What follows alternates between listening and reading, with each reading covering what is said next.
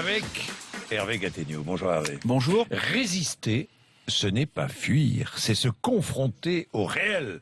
C'est la réponse de Manuel Valls à Christiane Taubira. Le départ de la ministre de la Justice apparaît comme une victoire du Premier ministre, au point que vous vous interrogez ce matin sur ses motivations. Votre parti pris, en se renforçant, Manuel Valls affaiblit François Hollande.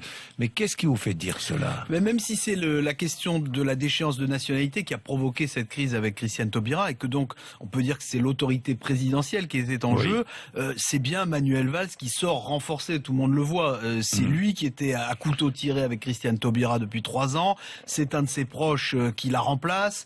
Et c'est sa ligne à lui, à Manuel Valls, axée sur la sécurité, sur les pouvoirs de la police, qui est validée. Surtout, avec le départ de Christiane Taubira, le gouvernement s'étroitise encore et la majorité de François Hollande se réduit encore plus. Depuis 2012, on peut faire le bilan. Manuel Valls aura réussi à écarter Jean-Marc Ayrault, Arnaud Montebourg, Les Verts et maintenant Christiane Taubira qui était au fond la dernière icône de la gauche.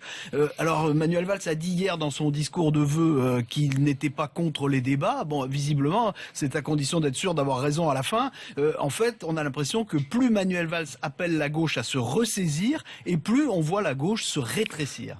Vous laissez penser que le Premier ministre a une stratégie personnelle.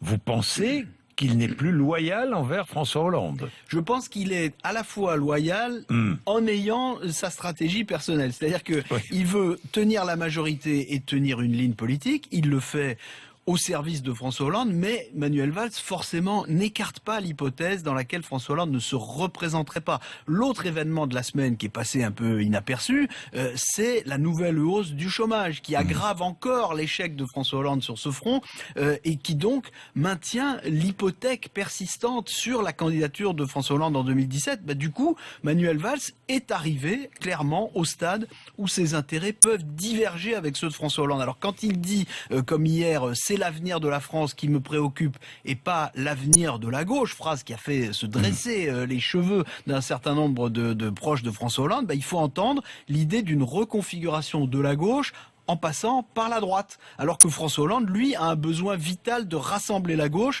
pour garder une chance d'être réélu. Ça veut dire que Manuel Valls reste à l'avant-garde, mais qu'il a des arrière-pensées. Si c'est ce scénario qui se met en place, comment expliquez-vous que François Hollande laisse faire? Vous pensez qu'il est en position de faiblesse? Clairement, certains proches de François Hollande se posent la question en ce moment, et d'ailleurs ils lui disent de se méfier de ce que fait Manuel Valls. François Hollande, lui, vous le connaissez, il continue de penser qu'il sera le mieux placé, que le chômage finira par baisser, et sur le fond, il n'a pas de désaccord avec la ligne Valls.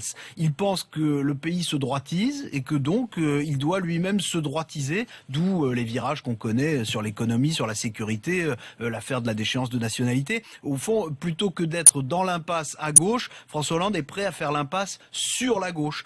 D'autant qu'il est persuadé qu'à la fin, s'il est qualifié pour le deuxième tour, la gauche votera forcément pour lui, parce que par hypothèse, ce serait contre Marine Le Pen. Alors vous me direz, c'est un calcul très cynique. Oui, c'est vrai, c'est un calcul très cynique, mais l'histoire ne donne pas forcément tort à François Hollande. Vous savez, sous la Ve République, il n'y a que 2 présidents de la République qui ont été réélus depuis qu'on élit directement le président par les citoyens. C'est François Mitterrand et Jacques Chirac. Je ne crois pas qu'on puisse dire que c'était les moins cyniques.